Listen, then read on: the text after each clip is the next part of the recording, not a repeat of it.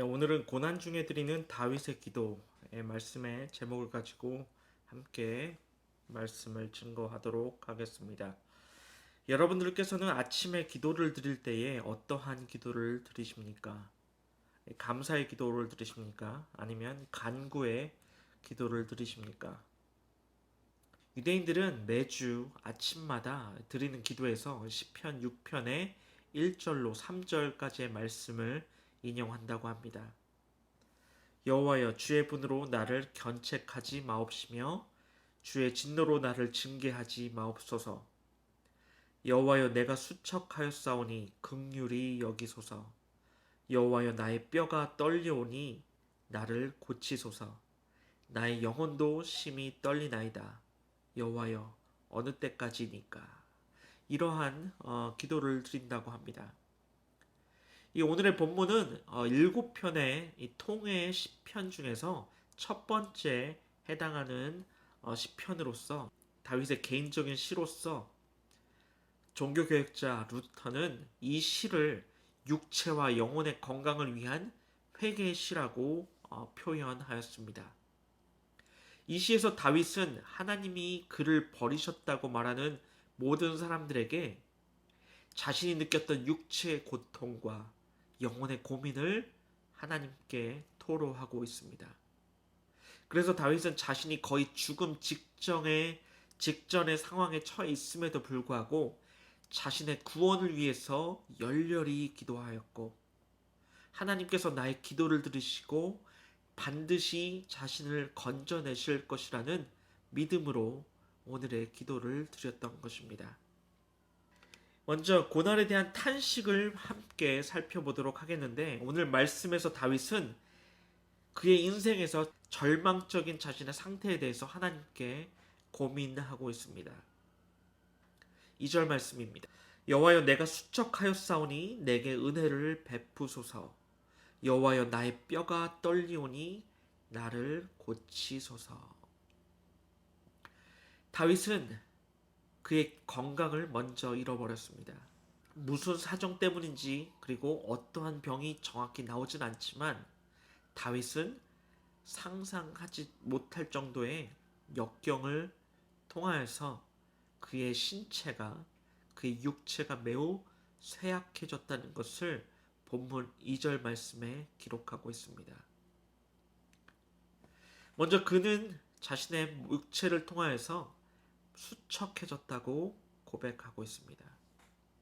다윗은 이 뼛속의 진액까지도 모두 말리는 그 힘든 상태를 말하고 있는데, 그런데 성경에서 이 수척함은 단순히 이 헬쑥해진다는 표현의 뿐만 아니라 모든 신체 부분이 말라감을 포함하며 살아갈 힘과 그리고 희망마저 모두 잃은 절망적인 상태를 말하고 있습니다.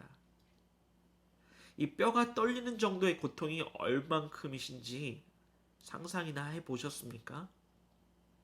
우리가 평소에 경험해보지 못한, 거의 본 적 없는, 그리고 느껴보지 못한 고통이 그에게 있었다는 것을 본문은 말씀해주고 있습니다. 그런데 다윗의 절박한 상황은 이러한 육신의 고통 때문만은 아니었습니다. 그가 두려워했던 것이 더 있는데 3절은 다음과 같이 기록하고 있습니다. 나의 영혼도 매우 떨리나이다. 여호와여, 어느 때까지나이까. 뼈를 넘어서 이제 영혼까지 떨린다고 고백하고 있습니다. 은유적으로 사용된 이 영혼이 떨린다는 이 표현은 영혼의 괴로움을 표현하고 있는데, 이 육신의 고통이 더해서 이제는 마음과 영혼까지 무너져 내리고 있는 절대 절명의 순간을 표현한 것입니다.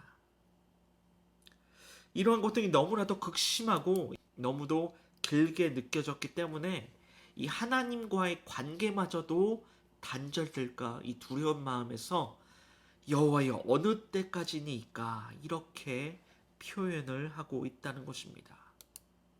보통 우리가 고통이 심할 때는 누구를 찾습니까? 아이고 아버지, 이러한 표현을 하시진 않습니까? 맞습니다. 찐으로 고통을 느낄 때에는 하나님을 찾기를 하네 매우 힘든 상황을 맞이할 것입니다. 의학과 약이 발달함으로 인해서 현대인들은 보통 아픈 상황이 있게 되면 병원을 찾게 되지 하나님을 찾는 순간이 점점 사라지고 있습니다. 특히 미국에서는 이 병원에 가기란 매우 어렵습니다. 왜냐하면 이 미국에서 건강보험에 가입하고 있는 사람들이 이 100%가 아닌 84%의 사람인데 이 나머지 16%의 사람들에는 보험이 없다고 통계가 나와 있습니다.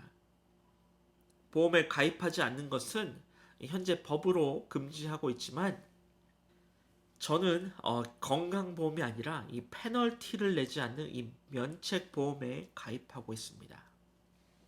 이 대부분의 사람들이 왜 보험에 가입하지 않을까요? 단순합니다. 가격이 너무 비싸기 때문입니다. 그리고 비싼 가격에 비해 추가 비용이 너무 많이 발생한다는 것입니다. 그리고 이 보험 보험 등급에 따라서 이 병원 진료비의 금액이 달라집니다. 저도 한 4년 전에는 건강보험에 가입하였었습니다. 그 매달 15만 원 정도의 보험비를 납부하였는데 한 번은 진짜 독감에 걸려서 도저히 움직일 수 없는 그 상황에 못 이겨서 내과에 방문한 적이 있었습니다. 그런데 예약을 하지 않고 방문을 하였기 때문에 그 간호사는 오늘 진료를 받을 수 없다. 왜냐하면 예약을 하지 않았기 때문에 그리고 환자분의 지정된 의사가 아니었기 때문에 오늘 진료를 받을 수 없다라는 것입니다. 그리고 만약 제가 그 병원에서 진료를 받게 된다 할지라도 병원비에 진료비가 75불 정도가 되었다는 것입니다. 그리고 거기에서 약값은 따로 추가 금액으로 부과되는 것입니다. 이 반면에 보험이 없는 상태에서 제가 만약 그 내과에 방문을 하였다면 진료비는 100불 정도의 진료비가 청구가 된다고 합니다. 이 보험이 있거나 그리고 보험이 없는 사람과의 이 차이는 25불 정도의 차이가 나는데 1년에 내과에 가는 일이 한 몇 번 정도가 있을까요?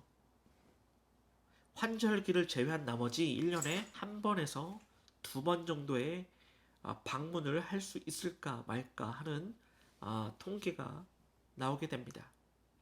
그래서 저는 지정된 의사가 아닌 병원에 방문하였기 때문에 진료를 받을 수 없게 되었습니다.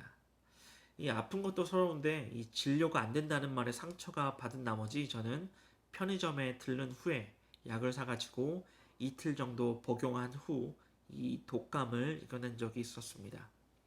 그래서 그 다음 해부터는 저는 보험을 들지 않게 되었습니다. 이처럼 현대인들은 몸이 아프면 병원을 방문하게 됩니다. 믿지 않는 사람들 그리고 믿는 사람들도 아프면 병원에 가는 것이 당연합니다.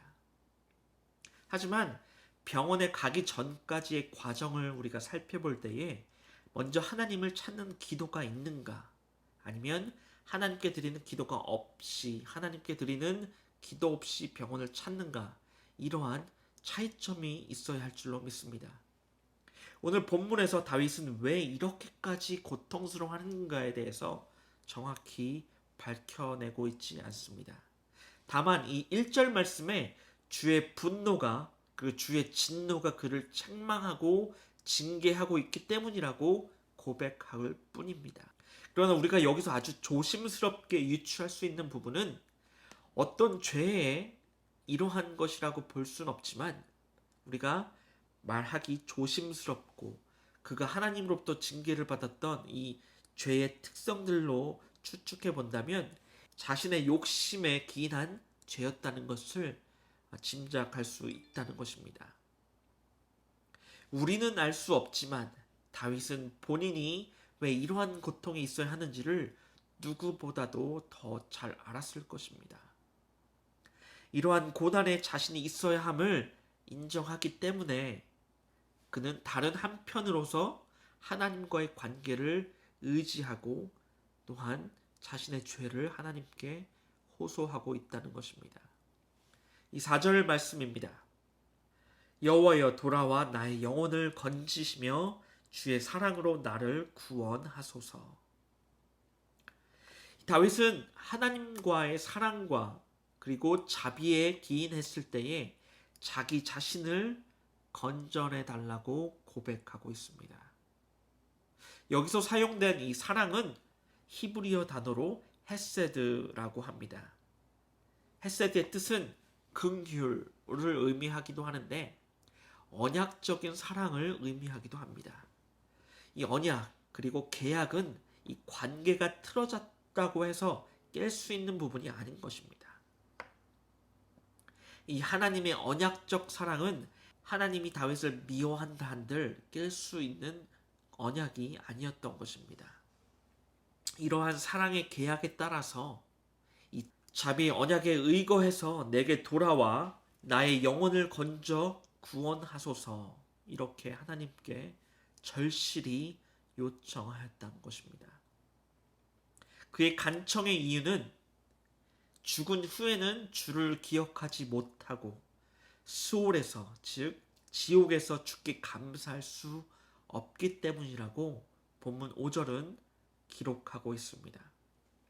즉 죽게 되면 돌릴 수 없기 때문에 살아있는 지금 자신을 스올에서 건져내소서 죽음에서 구원하여 주소서 이렇게 간절히 요청하였던 것입니다.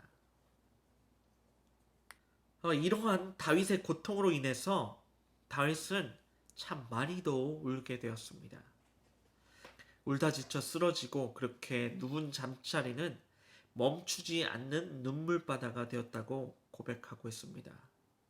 울다 울다 결국 눈까지 잘 보이지 않게 되어서 어두워졌다고 고백하고 있습니다. 이런 고통을 경험해 보셨습니까? 이 다윗의 고통이 참으로 심한 고통이었다는 것을 우리는 알 수 있습니다.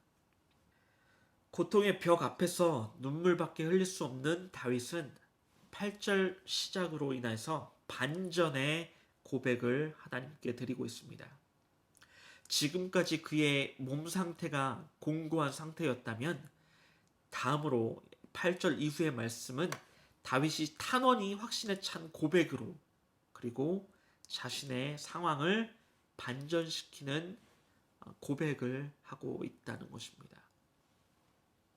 지금까지 공고한 상태였다면 다윗은 무엇인가 확신에 찬 그러한 어조로 하나님께 고백하고 있습니다. 지금까지 울다 보니 다윗의 눈은 잘 보이지 않았습니다. 하지만 이제 하나님의 구원이 조금씩 보이기 시작했다는 것입니다. 그래서 이제 어둠과 그의 낙담은 새로운 소망과 확신으로 바뀌었음을 알 수 있습니다. 이러한 변화의 이유에 대해서 9절 말씀에 다음과 같이 말하고 있습니다. 여호와께서 내 간구를 들으셨고 내 기도를 받으셨기 때문이라는 그러한 고백을 드렸다고 본문은 기록하고 있습니다. 하나님께서 기도를 들으셨다는 이러한 확신에 찬 다윗은 하나님께서 나의 기도를 들으셨다는 응답하셨다는 이 다윗의 확신은 이러한 승리에 대한 고백으로 10절 말씀에 기록하고 있습니다. 내 모든 원수들의 부끄러움을 당하고 심히 떨미며 갑자기 부끄러워 물러가리로다. 이렇게 기록하고 있습니다. 이 어떤 사람들은 이 다윗의 완전한 확신이 이 선지자를 통하여서 다윗이 하나님의 응답을 듣게 되었다. 이렇게 추측하고 있습니다. 이 아주 가능성이 없는 해석은 아니지만 성경은 이에 대한 언급을 전혀 하지 않고 있습니다. 그리고 이러한 입증을 말해 주지도 않고 있습니다. 오히려 우리는 여기서 다윗의 믿음이 얼마나 위대한 믿음이었는가를 엿볼 수 있습니다.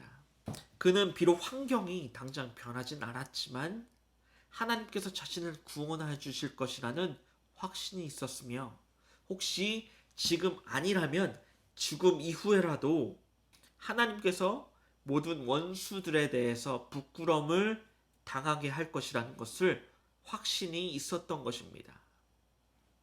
우리가 너무나도 잘 아는 이 삭개오의 이야기를 엿볼 수 있듯이, 삭개오는 이 죄인 중에 죄인이었습니다. 그랬던 죄인이 어느 날 예수님을 만나기 위해 이 뽕나무 위에 올라서 예수님을 보게 되었는데, 결국 그때에 예수님은 삭개오를 부르십니다. 삭개오야, 속히 내려오라. 내가 오늘 내 집에 유하여야 하겠다. 오늘 구원이 이 집에 이르렀으니 이 사람도 아브라함의 자손이미로다. 인자가 온 것은 잃어버린 자를 찾아 구원하여 함이니라. 우리는 지난 몇 주 동안 잃어버린 것을 찾는 기쁨의 말씀을 나누었습니다. 우리가 죄인임을 깨닫고 하나님 앞에서 죄인임을 고백할 때에 예수님께서 허락하신 삭개오에게 임한 구원이 여러분들께도 동일한 은혜가 넘치시길 주님의 이름으로 축원합니다. 무엇 때문인지 정확히 알 수는 없지만 다윗은 자신의 욕심에서 출발된 죄로 인하여서 주의 분노와 진노를 사게 되었습니다. 그리고 그는 하나님의 징계를 받기 때문에 육신과 영혼의 고통을 동시에 얻게 되었습니다. 그리고 다윗은 고통의 탄식에서 그치는 것이 아니라 하나님의 긍휼하심, 그리고 언약적 사랑에 기인하여서 참회하며 회개를 하였던 것입니다. 그리고 그 참회의 끝은 구원의 확신으로 성화되었습니다. 우리의 삶도 다윗과 같을 줄로 믿습니다. 우리도 욕심이 많게 되면 주변의 사람과 주변의 상황이 하나님을 잊게 되어집니다. 그래서 욕심을 넘어서지 못하기 때문에 이 죄로 이어지기가 다반사입니다. 그러나 이 욕심으로부터 우리가 한 발자국 떨어지게 된다면 떨어질수록 주변의 사람이, 그리고 떨어질수록 주변의 상황이 더 잘 보이게 되고, 그 무엇보다도 그 욕심 너머에 계시는 하나님을 만날 수 있음을 믿으시기 바랍니다. 인생은 예수 그리스도를 진심으로 만나게 될 때에 비로소 의미가 달라지게 될 줄을 믿습니다.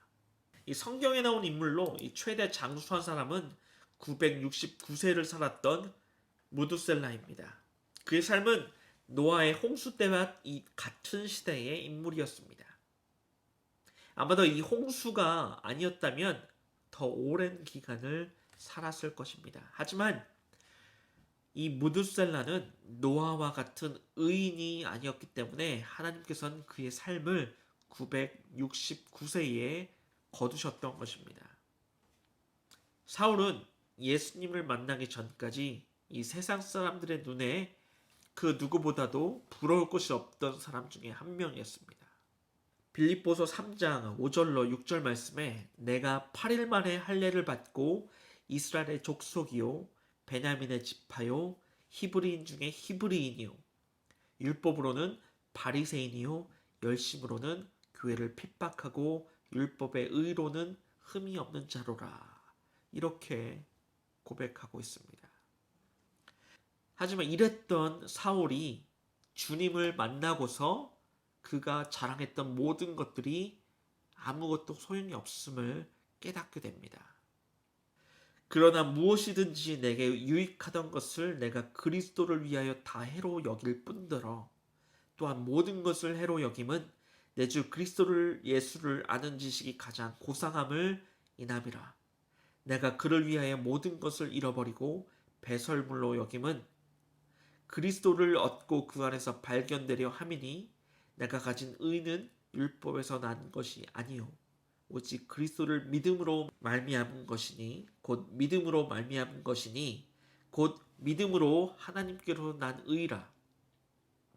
내가 그리스도와 그 부활의 권능과 그 고난의 참여함을 알려하여 그의 죽으심을 본받아 어찌하든지 죽은 자 가운데서 부활에 이르러 하노니. 이 사울이 예수님을 알기 전의 세상에선 이 사람들에게 인정을 받았을지 모르지만 이 주님이 보시기에는 별로 가치가 없음을 그는 깨닫게 되었습니다. 그렇기 때문에 바울의 회심은 하나님의 부르심으로부터 시작되고 있습니다. 우리가 하나님을 믿으면서 산다는 것은 이 세상을 묵상하고 또한 내 삶을 따르는 욕심이 아니라 의와 절제의 삶을 살아가는 인생을 의미하고 있다는 것입니다. 또한 그러한 사람만이 하나님께서 마음과 그리고 정성을 다해 심어주신 사람으로 거듭나게 된다는 것입니다. 그리고 섬기고 또한 이 나누는 삶을 입증하면서 살 수 있다는 것이죠. 결국 이 물거품처럼 사라질 그 욕망을 따라 사는 것이 아니라 나를 부인하고 나의 십자가를 지고 사는 삶이 필요하다는 것입니다. 심지어 우리가 지금 살고 있는 이 현실이 다윗이 말하는 육체의 고통과 그리고 이 정신적 고통의 현실이라 할지라도 우리가 참회하고 기도함으로써 고난의 구원을 확신으로 승화시킬 수 있는 믿음을 갖게 될 때에 나를 괴롭혔던 이 모든 원수들이 각자 앞에 부끄러움을 당하게 되고 단번에 사라지게 되는 하나님의 역사심을 체험케 되시는 저와 여러분 되시길 주님의 이름으로 축원합니다. 기도하시겠습니다. 하나님 아버지 감사합니다. 우리 모두가 고난의 자리 앞에서 탄원을 넘어 참회함으로 확신을 갖는 믿음, 곧 참회하고 우리가 기도함으로써 고난을 도리어 구원의 확신으로 승화시킬 수 있는 믿음을 허락하여 주시옵소서. 그래서 우리가 하나님께서 우리 모든 원수의 꺾으심으로 우리 앞에서 그들의 부끄러움을 당하고 심히 떨며 물러가는 역사를 기대하고 살아가는 믿음을 허락하여 주시옵소서. 이를 위해 우리의 삶 속에서 욕심을 버리게 하시고 의와 절제의 삶을 살아가고 마음과 정성을 다하여 심겨진 사람으로 이 땅에서 섬기고 나누는 역설의 진리를 입증하는 한 날이 되게 하여 주시옵소서. 이러한 하루의 색종이들이 모여 하나님이 그려가시는 아름다운 모자이크판 인생 되게 하여 주시옵소서. 이 시간 기도드리는 하나님의 백성들 그리고 하나님을 사랑하는 모든 교회들 위에 세임을 더하여 주시고 머리털 하나 상함이 없도록 눈동자처럼 지켜주시옵소서. 날마다 구원의 감격으로 살아가게 하시고 마침내 하나님의 나라를 기업으로 받게 하여 주시옵소서.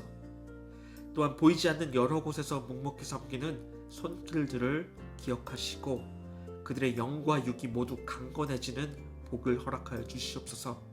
사랑하는 주님, 오늘도 여러 가지 문제들로 신에 힘들어하는 성도들의 긍휼을 여겨주시고 그들에게 기도할 수 있는 힘을 더하여 주시옵소서. 또한 기도의 음성을 들으시고 놀랍게 응답하시는 능력의 주님을 경험하는 은혜를 주시옵소서. 특별히 각종 질병으로 고통당하는 성도님들에게 하나님의 치유하심의 소망을 안게 하시고 긍정적으로 생각하며 치료에 전념하고 병고침의 은혜가 충만하게 하여 주시옵소서. 그리고 코로나로 인하여 성도들의 가정마다 이 어려운 시기를 잘 극복하고 오늘보다 내일이 더 윤택해지는 축복이 충만하여 주시옵소서. 오늘도 구원의 역사를 경험하는 우리를 되게 하시고 우리의 입술에 감사의 고백을 허락하여 주시옵소서. 이 모든 말씀 우리 주 예수님의 이름으로 감사하며 기도드리옵나이다. 아멘. 주 기도문 하시겠습니다. 하늘에 계신 우리 아버지여, 이름이 거룩히 여김을 받으시오며 나라에 임하옵시며 뜻이 하늘에서 임한 것 같이 땅에서도 이루어지이다.